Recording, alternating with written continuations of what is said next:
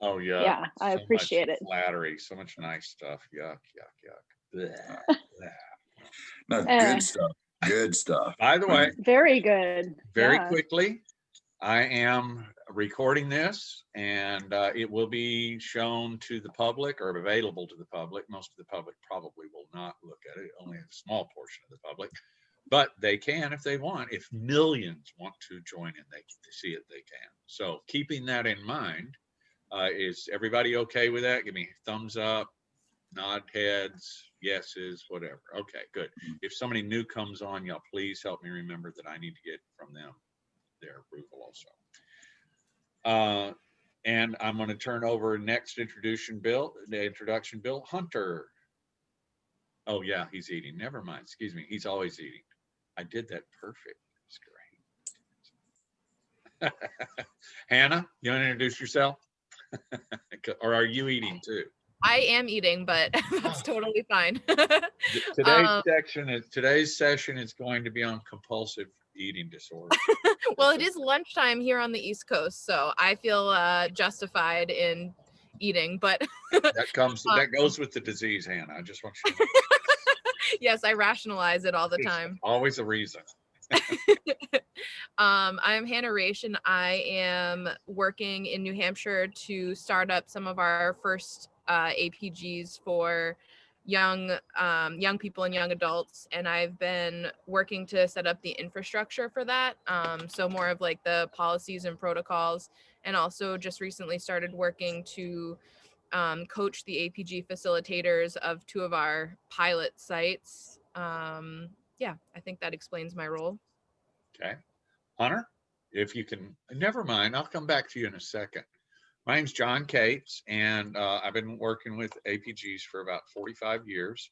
I have 45 years in recovery, and I got sober in the beginning of the first alternative peer group program, PADAP, back in 1975, 76.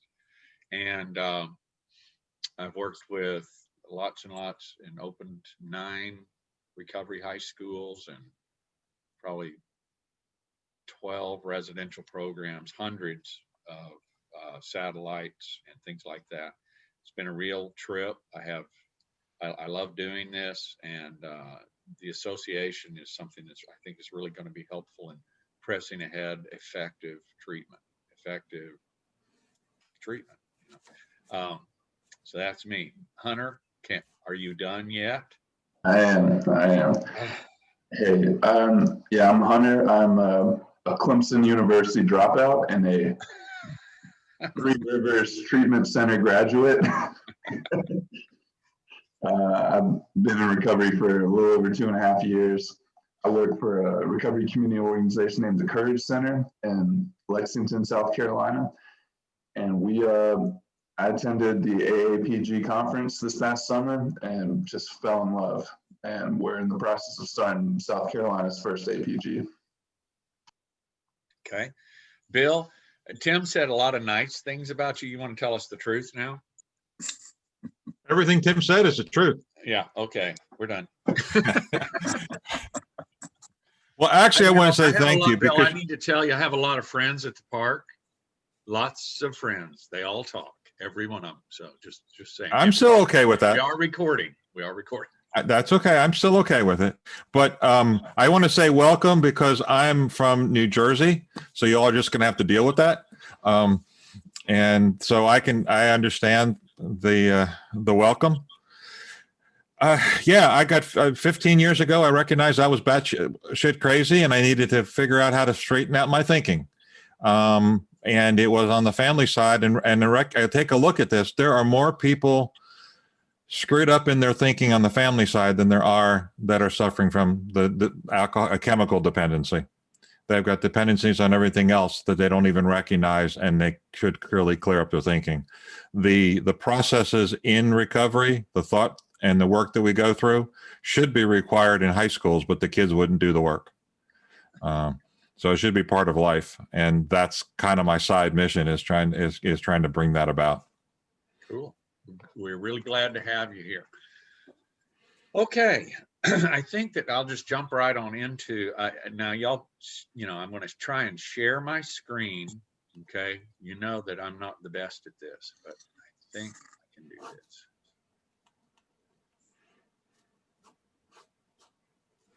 Oh, check me out. Looky, looky, looky. The manual as it sits is 43 pages long already. Okay. I would ask in the beginning that you take a look at the title, Keeping the Alternative Peer Group Healthy. As you know, they can become unhealthy. And what that means is people aren't getting well and maybe even getting harmed. You know, it can happen. And again, we've got 50 years of experience working with peer recovery that's organized in an APG way and over vast different populations, everything from the lowest of the low to the richest of the rich. Different countries. It's been done in Mexico. It's been done in Bulgaria. It's been done in Canada. And we have gathered a lot of information. One of the things you want to do is avoid, it's not only avoid unhealthy stuff, but to, you know, do some things that help it stay healthy. All of the people involved here, you know, there are a lot of other folks besides the authors mentioned here, but these authors are real folks. They're either research people or folks who've been in the field for a long time and done a lot of different things. If you look at this, the table of contents, one of the things we're probably going to do is right now it's organized where, you know, of course, there's the definition, some cultural norms, something about the manual. Then it lists a whole bunch of healthy APG group elements. And then it lists a bunch of unhealthy APG group elements, and then strategies for maintaining the healthy ones. One of the things we're talking about is moving things around a little bit to where individually there will be something like an individual element that is a sign of a healthy thing. And instead of doing a whole bunch of them all together, we do that one. Then the next thing would be the unhealthy element that matches up with it. And then the next thing would be strategies for putting it together. So it would be based on the elements rather than an overall. It gets a little cumbersome to see all of the healthy things together and then all of the unhealthy. You understand what I'm saying? An organizational thing. And then the strategies. We thought maybe, at least we're discussing putting them in a line for each element. Then, you know, there's references and participants, people who helped and all this. I don't know whether, let's see. This is a pretty long section, you know, and I at some point we'll probably go over some of this, but right now I thought we'd go ahead and skip down because everybody here has a pretty good idea of what an alternative peer group program is. Look at the cultural norms real quick.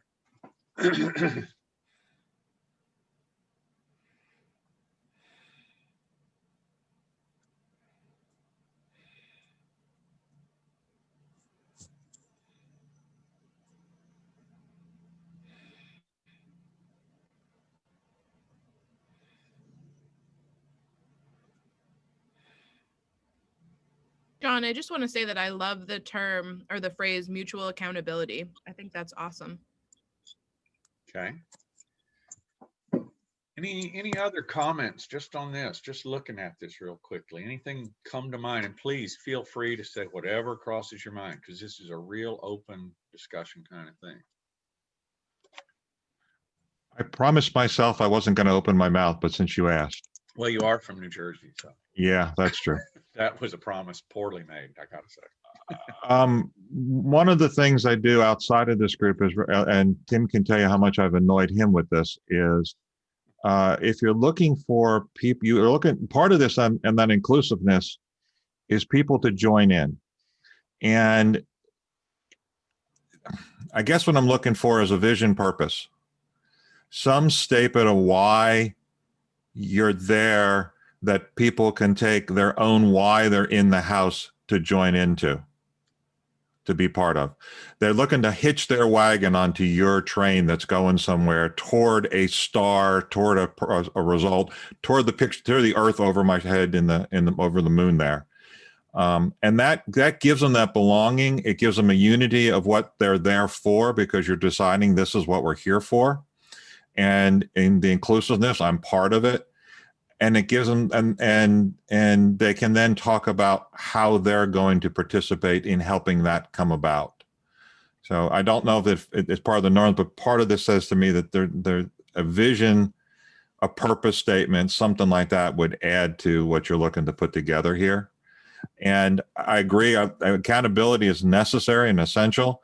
I might offer that it has a lot more effect when I talk about it as something you're willing to stand to account for. Yeah, I think you'll be pleased as you dig in deeper on this, because there typically an organization will have a preamble, and the preamble does some of that, a portion of that, bringing together. And as this expands, you're going to see even more comments that are along the line of what you're saying. You're right. You're absolutely right. And also, again, when you get a chance, let me see, how do we do this? You see how big this "What is an alternative peer group" section is? I didn't want to drag y'all through reading all of that before we got down into it, because some of that is also placed in that. But if you would, Bill, would you expand a little bit on, are you talking about on an individual basis, or on the programmatic, or on a program basis? I would think it's the individual program at the particular house. Okay, all right. Which is where people are joining in to the group that they're joining into, that they've got a sense of, this is why I'm joining to that group. Right. All right. Good. Well, let's look down into this next from the manual. As says what it says. And then it goes on and it identifies healthy APG groups. APG leaders were asked to describe and give examples of characteristics that indicate that an APG group is healthy. The leaders' answers are included in this section. Starting with, notice that it starts with fun. One of the things that's going to be changed in this manual is, and please remember this as you come to these words in this, all of the reference to young people and their parents is getting changed to anybody. There usually it's going to be a front end area saying all of this applies to adults as well. You know what I mean? And their families, or the entire thing. Those words are all going to be inclusive for older folks too. The APG model doesn't just work, as we've talked about, just for adolescents, but everybody comes to this with their own kind of vision, and a whole bunch of folks come with the vision of it only being applied to adolescents. But the facts are, it's 45 years worth of experience working with over 25-year-olds too. And everything, I've looked through this almost all the way through pretty carefully. I haven't run into a single element in this that doesn't also apply to adults over 25-year-olds. Not a single one. There might be some things that would apply to adults that aren't here, and if y'all see something like that, throw it out, so I can start to take a look at it. So looking at this, please take a look at some of the wording here, and you can go all the way down to see it says enthusiastic recovery.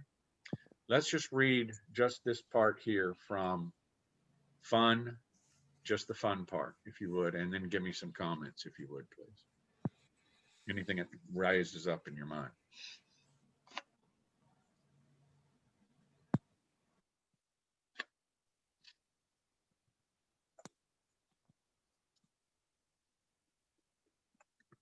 And these are quotes from people who have run programs for a long time.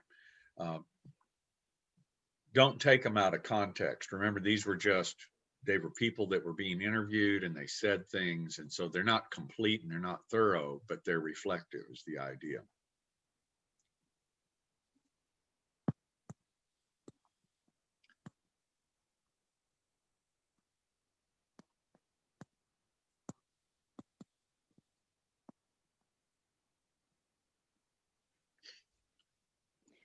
John, I really like that bottom quote. The very last line, when they don't want to come here, it's maybe because they don't want to be sober. We're, I just spent the weekend doing 8 strategy appointments. That's a lot of talking. It is. And so what we're finding is there's a group of kids that have been coming, and now we're restructuring, you know, we're bringing structure to our program, the rules, basically the accountability piece. Mhm. And there's a few kids with some time under their belt. I don't know how strong their programs are. They would love to come, but they don't want their parents coming and they don't want to pay. And so they're kind of creating some drama around that as we transition. And part of me, that is exactly what I'm thinking, that, you know, they're having fun, but that's all they want. They don't want to do the rest of the program. So it all works together. And the way that I described it during our strategy appointments was with that anagram PACE to every family, so they all understood all the elements of the APG, kind of broken down, but that really helped me to guide them through that meeting. Okay. What is the other side of, well, virtually nobody that I know of, when they come to this point, especially young people, the whole reason why all APGs were created was the idea of hit a bottom was decades away for a 16-year-old. There was no bottom. They were having a blast. They were getting laid. They were getting loaded. Mom and dad were paying for it. They were driving cool cars. Getting sober was the furthest thing from their mind. It was even from mine. Facing 90 years in prison, I still thought I had all that rationalization. So one of the things that APGs are focusing on is recognizing that most people who come in the door do not want to get sober. That's not their plan. Usually they come in the door to con mom and dad if they're an adolescent, deal with some sort of legal issue or family issue if they're an adult, those kind of things. And it's a con game usually. Or it's an instantaneous, yeah, I'm in trouble right now. So today I want to get sober. 15 minutes from now, well, screw it. I think I can handle it again. All the rationalization and everything pops back up. So keeping it fun, in my opinion, also has to do with holding on while some healing starts to affect and some expansion in healing thinking starts to establish itself and become more predominant than the rationalizations and justifications. Anybody else have a section here that really struck home? Something that you went, yeah.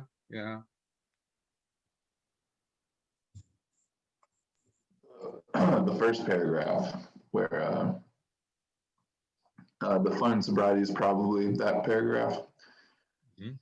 It has to be fun. It has to be fun for families too. That one. Oh, Mhm. the fun and sobriety. Okay, the second one. Okay. Oh, yeah. And I know that, like, through research about like peers and peer pressure and all that, that you kind of pull on the same attitudes that held them in using, and I want to fit in with the group to the APG. You pull with the positive peer pressure to join in, to come do this crazy stuff, and because they're still seeking that dopamine rush, and you won't get it playing checkers. So you got to do outrageous things. That was brilliant. I love that. We called it fun felonies. I got to tell you, don't throw that term around very much because it'll come back to haunt you. Yeah. Oh man. I had a group one year that they decided it would be a lot of fun to go bum hunting. They called it bum hunting. And they all got in a car with paintball guns and drove around shooting paintball at people, you know, mostly down on their, you know, folks who are out bums, you know, what they consider bums. And it was a major ordeal, you know, confronting that, talking to them about it, you know, really getting it turned around and everything. It was really something. And of course, when that happens in a group that you're working with, the families and other folks want to go, what are you doing over there? You know, that something like that would happen. Well, we didn't suggest it or anything like that, but they thought that would be a really, really good idea. Anybody else? Well, I want to talk about that for just a second, John, Sure. because in the context of an APG is where these people learn how to have, like, how to enjoy safe fun too, but they have to work through that. If they've been used to doing these crazy things, the group and the facilitators work together to monitor that and to teach them, and, you know, not to condemn them, but Yeah. to draw a line and say, wait a minute, that's probably not the best thing. How about you go bowling next time? You know? Yeah. Well, that's what You I'm walk saying. them There through had to it. be a whole group. In fact, there were a couple of them. There were a couple of 3-hour groups that had to be done around this particular issue. It was a big thing. It was about, I don't know, 8 years ago, 10 years ago, something, maybe 20 years ago. I don't know. It's all running together in my head now, but I'll never forget it. You know, the guys who were involved, I still know some of them, and now they're 40 years old. You know, that kind of thing. Other comments, thoughts? Yeah, I'd like to interject, and I haven't been able to read all the way through the page, but I'd just like to throw out the concept that Bill and I work on here. When we have, especially getting families involved, what works for us is you can't plan like a afternoon pool party, volleyball game, etc., and keep the families together in early recovery without someone, you know, taking it off the rails, and the family conflicts and things like that start to emerge, just like always. Yeah. And so the structure of the meeting, not necessarily the content, but the structure, the way we structure that to help manage it for both sides of both parties, is on Sunday afternoon, we have an hour-long family visitation where they're together. Then we have a family meal together, and then we break out. And Bill's the separate facilitator for the families only. Clients are not in the room, so they have their own facilitator. They don't have eyes on peer pressure to say the right thing in front of that person or to hold back. And that's how Bill really gets deep. Yeah. And that part of their recovery, which benefits the client at the same time. That's when we have our client meeting, and we're in our own meeting covering basically the same things that the other room is, but from a different perspective. And then, of course, they get back together after their individual meetings, just go home. And that strategy, not just the content, but strategically, you can set yourself up to achieve some pretty lofty participation and benefits to the recovery groups. That is a pretty typical organization throughout programs. Is Okay. Yeah, that I just so you know, that is pretty typical in having separate meetings, separate sessions, Okay. and all, especially in the early days while everybody's learning the vocabulary of recovery and all of those kind of things. Exactly. Yeah. Exactly. Yeah. You put them in. It always irritates me that residential programs will want to pull parents and families in with the person who's suffering in the first week or two, and it just turns into a rip and tear session. But Yeah. insurance will pay for it, so they do it anyway. Then you end up, it's guys like us that end up cleaning it up, whatever was said and whatever wounds were created during those sessions. We end up cleaning them up later on when people, are going in the APGs and those kind of things. Yeah. Okay, good. Just making sure that we stumbled onto the right thing, because we're not highly trained professionals like y'all. You did. But yeah, you sure did. You did. You're doing the right thing. I have a quick question about that. Huh?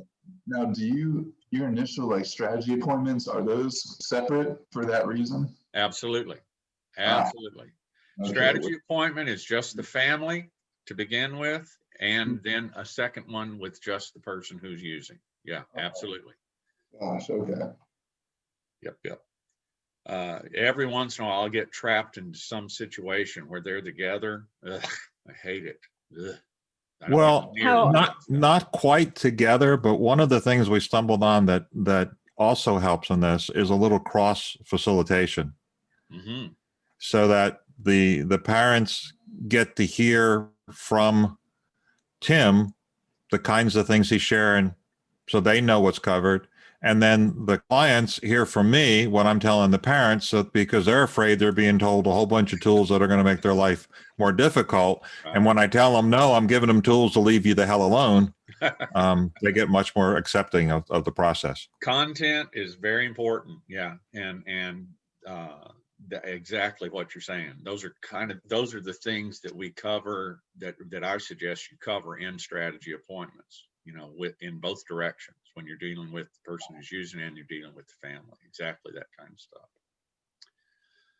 Anything else on this section? All right. Look at this, enthusiastic recovery.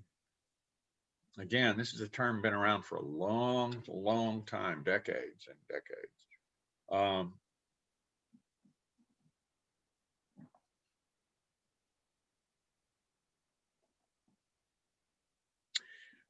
I will tell you the times when I've seen programs fail. I've seen APG programs that were licensed, had funding, and they hired a bunch of people who had all of the certifications and licensure and all of that kind of stuff, and still the program fails. Typically, it's around the way it's organized. They can't pull off this section right here. It is dry. It is a drag. It is clinical. It is yuck. And and usually it's the people who are involved who have been hired just can't do it. A lot of times the leadership will also hold back the people who can. Leadership will be dry and clinical, and they'll hold back those folks, those elements that could create some enthusiasm. And if there's not any enthusiasm, the programs die. I mean, die. They don't just flounder, they die. I think that a consequence of growing too fast, not being able to properly vet. Not always. It can be, but sometimes these are old programs that have new leadership come in or something or other, and it'll kill the program. And I mean, they can be very big ones and very, very prolific, but it'll sure kill them. So as you're looking at this, I would love to hear kind of any thoughts that rise up in your mind about how important it is, how to do it, how to avoid the other side of it, the unhealthy side. Remember, the name of this manual is Creating Healthy Groups.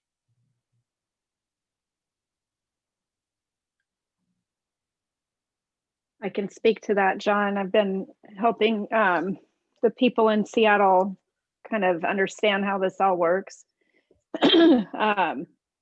This is the number one key to a healthy program, in my opinion. A lot of the other things come out of this. So it's driven by the facilitators. It's driven by the staff, because the kids and the families come in, they are hurting, they're dysfunctional. They need to have some enthusiasm, even in the family group.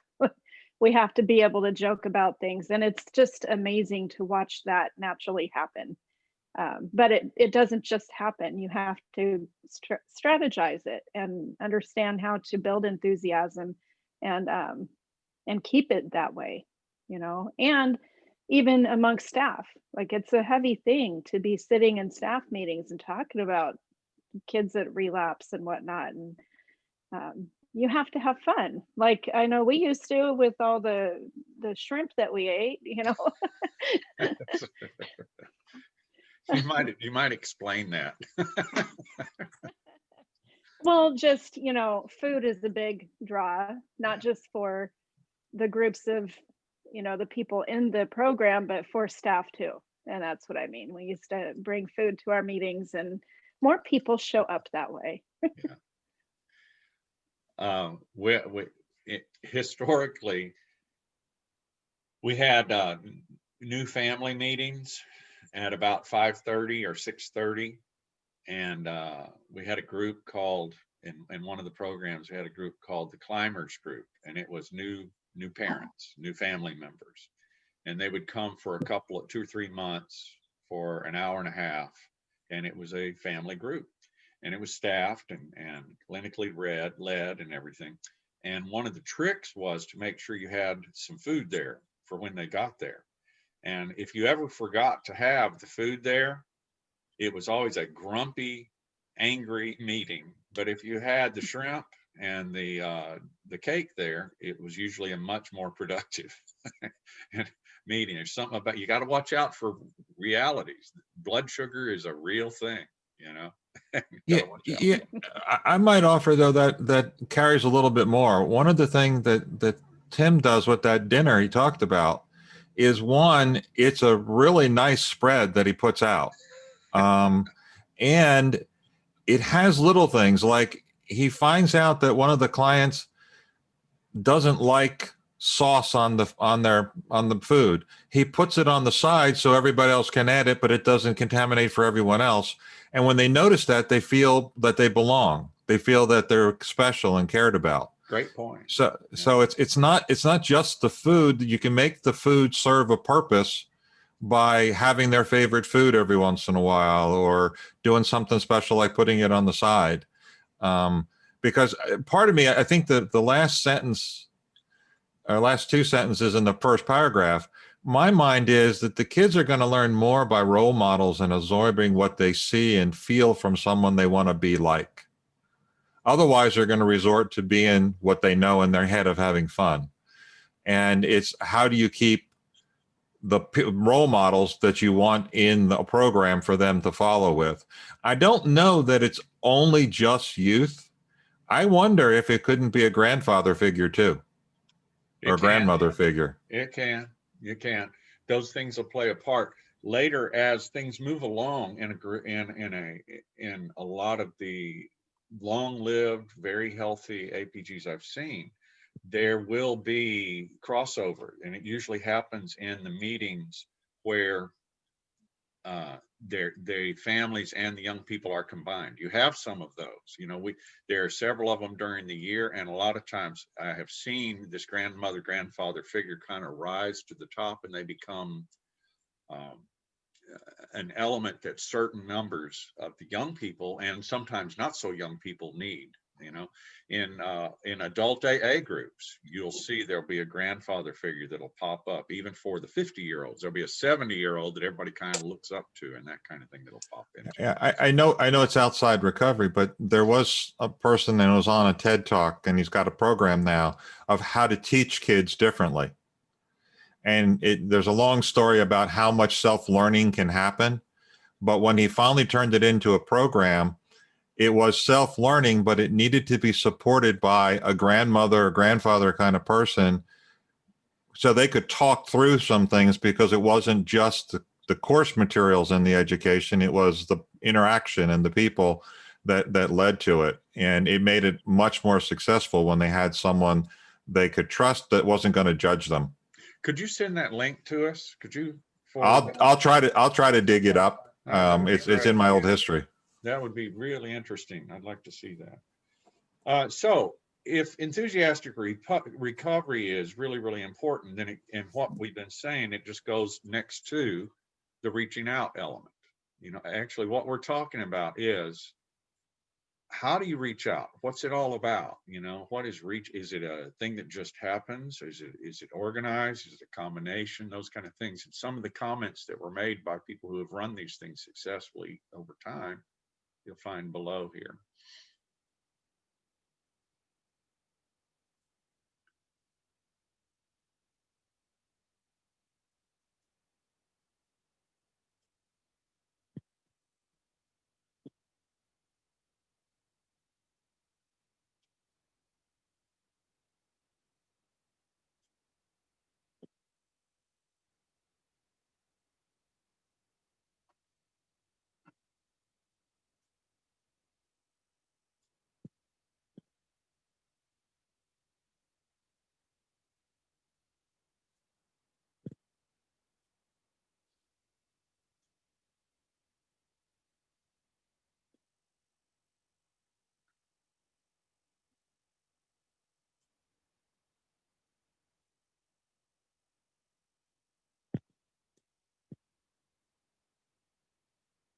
And try to remember again, as you're looking at these comments, they were direct comments taken out of a much larger conversation. So anything that might rub you wrong or anything like that, you know, you go, well, yeah, but there's lots more to it. They may have said all the other stuff or qualified whatever might rub you, but it's not here. They're really, the authors were trying to pull, you know, nuggets, things that were said that carried elements. And remember, there also that for this section, reaching out, there's the next section is the unhealthy things that could come out of certain problems with reaching out. And then the next section has suggestions on how to really make it happen. So you're looking at just the goal, just some comments that relate to the goal of reaching out.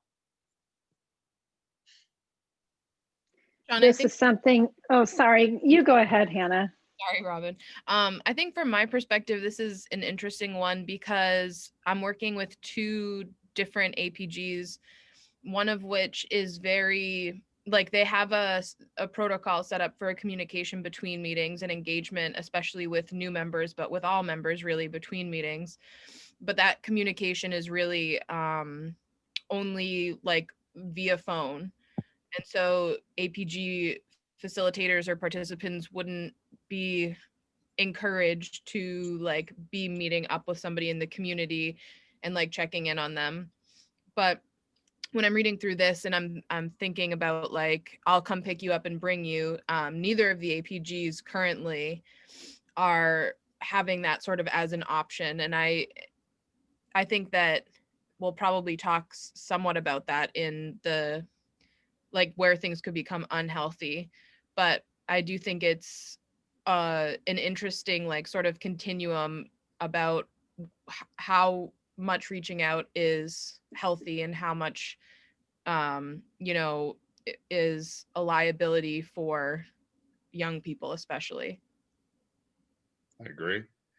Yeah. And who at some point, you know, letting go becomes a therapeutic move. Yep. And where is that? Who decides it? How's it get taken care of? How's it get done, et cetera? If it doesn't ever get done, is that anti-thematic to what you're trying to do? Well, I know some cases, yeah, it has been. But that's why this manual was written. It's the juggling between those things, the things that are helpful and the things that can become harmful, that juggling back and forth, trying to figure how to do it, et cetera. That's exactly what this is for. Other comments? Everything I'm reading is fantastic. Thank you. Well, good. It's a really interesting thing because a lot of these folks have run really, really big and successful programs that are making these comments, and some of them are running them now. Anybody else? Anything else?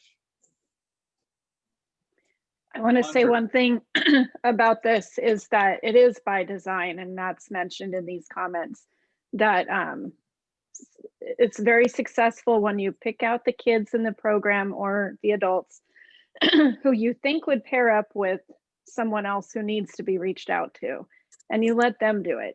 That it shouldn't always come from staff, because that's where the beauty of this lies. And we just went through that this last couple days, really strategizing who should be doing the reaching out, because that matters, you know. Right. And how to do it. And when do you go stop reaching out? Don't reach out. We need to let go of this for right now. All of those kind of things have to be decided, but they're big elements in the program, huge elements. Look down at inclusiveness here. Oh, Hunter, we're kind of getting close. I want to touch with you on this though. You had talked about, you got the funding, and you had talked about that you had an arrangement with juvenile probation. Mm-hmm. How's that going? You were doing some things and having to look at some changes and some stuff with that. How's it going? I actually have 3 strategy appointments this afternoon and then another 2 tomorrow. Is it helping? Say again? Is it helping to do those strategy appointments with those families that are being basically remanded to the program? Oh, we'll find out today. This is our first presentation, people. Good luck. The, So- are you doing a meeting with the family and then a meeting with the young person separately? The way we do 2 meetings with both, but I'm now realizing that's not a great idea. And I've seen some of that poke its head up in the past of like little snide comments back and forth. Yeah. And it makes total sense now that All that's a good idea. Good, good, good, good. I think you're going to be awesome, man. I think you're going to have great success and probably make history in that area there. Get ready, get your speaking voice ready, because you will end up being called on a lot, because they're going to have things happen with those young people that they've never seen happen with young people that are juvenile, referrals before. The idea is so new here that I've already spoken at SCADAC about the APG model. There you go. There you go. Yeah. You know what it is. It's so strange. What'll happen is they'll be like awed that this can be done. Then they get used to it and they forget where and how it's coming from. It's a real, and humanity is a really interesting animal. Really strange. Yeah. So that got us up, guys, only through page 7. Like I said, there's 43 pages here. And if you think about it, I jumped up past the first 2 pages. So we've looked at basically 5 pages of this so far. Let's look at authenticity real quick, though. And y'all excuse me for just a second. I've been drinking too much coffee. I'll be right back.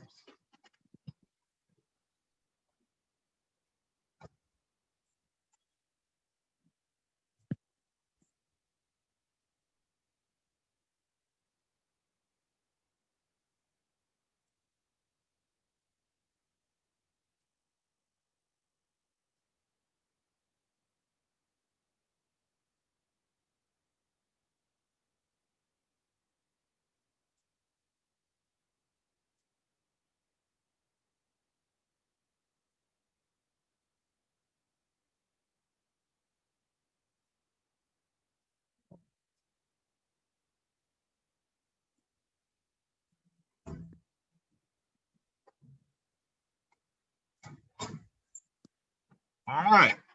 Comments on this?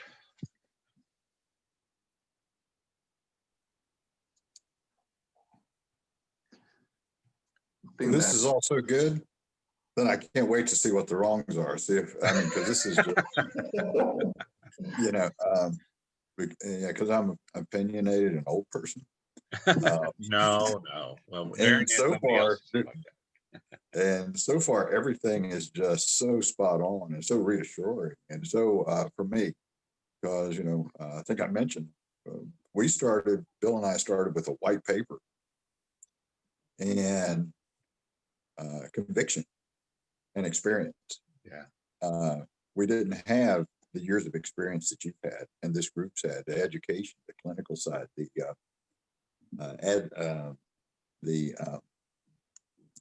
again, this is not my profession, but it is my passion. Yeah. And to see this from professionals like y'all giving feedback like this, that just reaffirms a lot of what we've are putting together, really getting what I want. I have the confidence to keep going strong and stronger. That's really interesting what you just said, because Tim, the thing that frustrated you and Bill that caused you to take this stance in this direction, we have been watching for a very long time. The white paper that y'all worked from could have been written 45 years ago and was written by certain people 45 years ago. Oh, man. It is very frustrating and it is very irritating to watch dysfunctional approaches continue to proliferate in the culture, and the death and pain that it causes, when in fact there are better ways to do things. And Baylor College of Medicine says it'll triple your success rate, and it's what you guys are doing. Okay. All that we're trying to do is, the whole reason for the association is to try and undergird these things we know, these things we've learned, so that we can battle against the dysfunctional, deadly, pardon the French, bullshit that's done Yeah. by the industry as a whole. Refreshing. I mean, it's taken a weight off of me. Well, I'm so happy to have yeah. you here, man. I really, really am. I appreciate you. By the way, I need to tell everybody, and then we're going to have to break for today. The Association of Alternative Peer Groups, the call for presentations for the national conference are out. Okay, they have gone out. If you want to make a presentation, and I hear things all the time from people, from you guys on this, of things that I think that would be great if they were there. There is a curriculum just for, programs that are trying to start. That's what Hunter was talking about, that he came to. But there is a broader curriculum where other things are talked about. Also this year, and keep this in mind, and please get ready to help us with this. For the last 4 years, when we've done the national conference, it's been all, it's 3 groups that do it together. There's the Association of Alternative Peer Group Programs. There's the Association of Recovery and Higher Education, which basically is a bunch of college APGs, frankly, but it's a big organization. And then there is the Association of Recovery Schools, okay, which again, almost all of them have APG elements.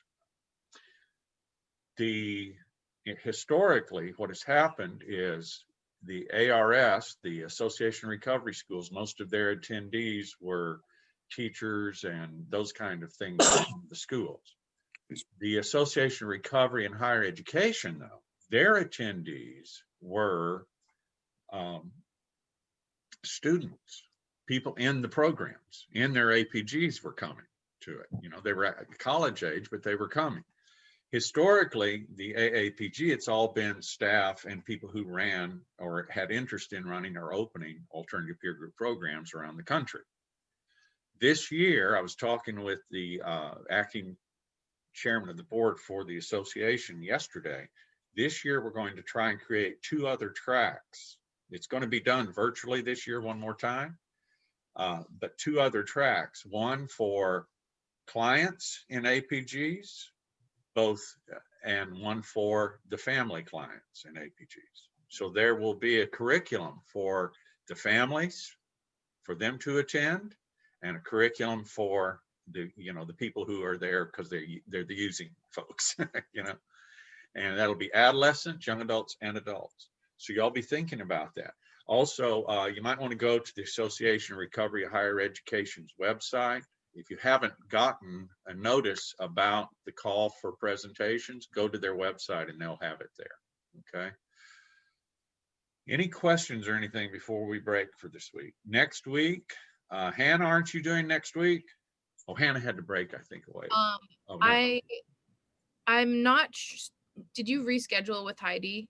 I'm not sure if she'll want to do the Fidelity tool next week, but either way, I'll just come prepared. Okay, all right.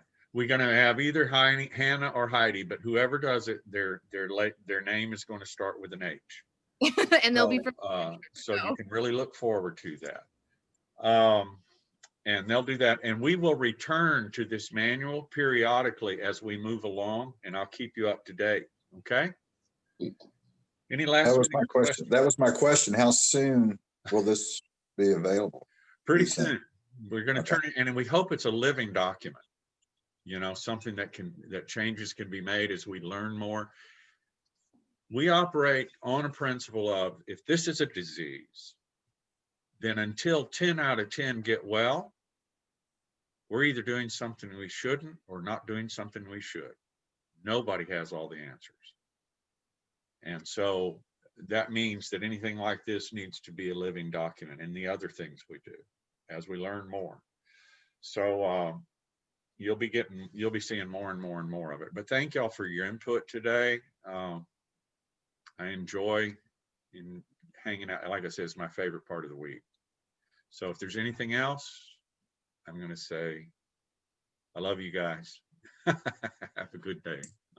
Have a great week. Oh, Bill? Yeah, I was just going to say that last paragraph about dealing with real world. That's another powerful thing that I've seen that being done is getting them working back into life. That might be recovery. It's about getting back to life in Absolutely. recovery. Absolutely. I'm with you all the way, man. I'm with you all the way. I Great had- stuff, man. In fact, Thank you. there was a gentleman that y'all met this morning. That's going to be very, very important in getting back to real life. You know who I'm talking about. I won't mention a name on here. Talk to you guys. I'll talk to you guys later. Hi, John. Love you. Bye. Bye. Bye. Right now. Bye-bye. Have a great week. You too.